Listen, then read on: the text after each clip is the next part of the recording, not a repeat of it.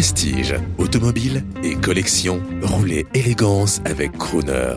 Bonjour, Pierre Novikov, directeur adjoint d'Arcurial Motorcars pour Gentleman Driver. On parle souvent des voitures de collection et de leur utilisation et nous sommes sûrs aujourd'hui que la voiture de tous les jours ne sert plus à rien. Donc autant acheter une très belle voiture de collection. Aujourd'hui, on conseille aux gens d'aller vers des voitures qui sont très bien restaurées parce que les personnes, nos collectionneurs veulent de moins en moins faire de mécanique. Des voitures très bien restaurées et surtout ne jamais acheter un prix mais une qualité. C'est-à-dire qu'il faut regarder la voiture en détail pour voir si tout a été bien fait.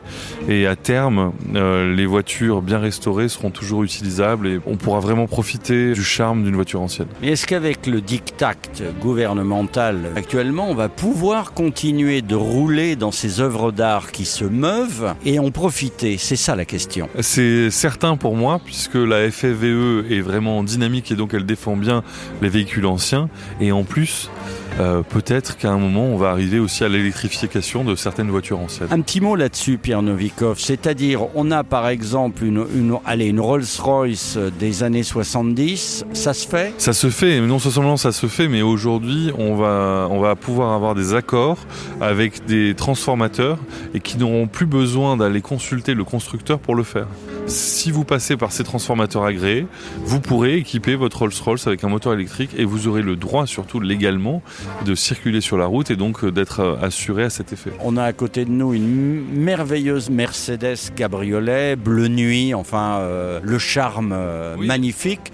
Combien ça coûterait pour l'électrifier d'après vous? Pour électrifier une voiture comme ça qui vaut 100 000 euros, ça coûterait autour de 20 000 euros, donc un prix plutôt raisonnable. Et je ne suis pas forcément pour personnellement parce que j'adore le bruit des moteurs, notamment des voitures de sport.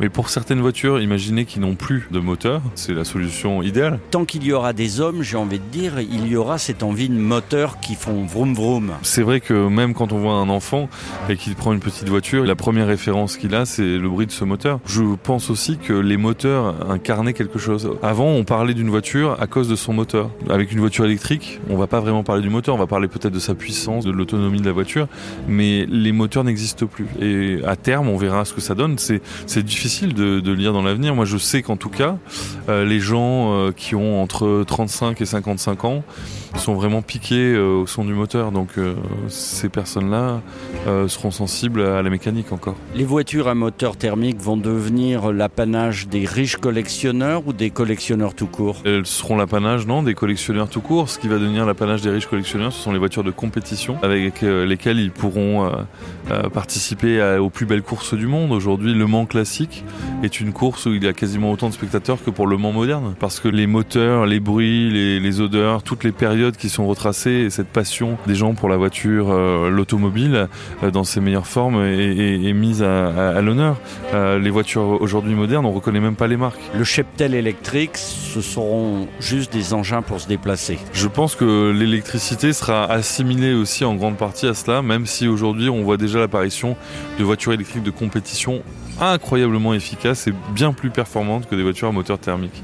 Mais au fond, quand on est un pilote du dimanche, un champion du monde de Normandie, comme j'appelle ça, c'est-à-dire, et je me mets dans cette classe-là, c'est-à-dire qu'on ne sera jamais un pilote, eh bien, ce n'est pas la performance qui compte, c'est le plaisir.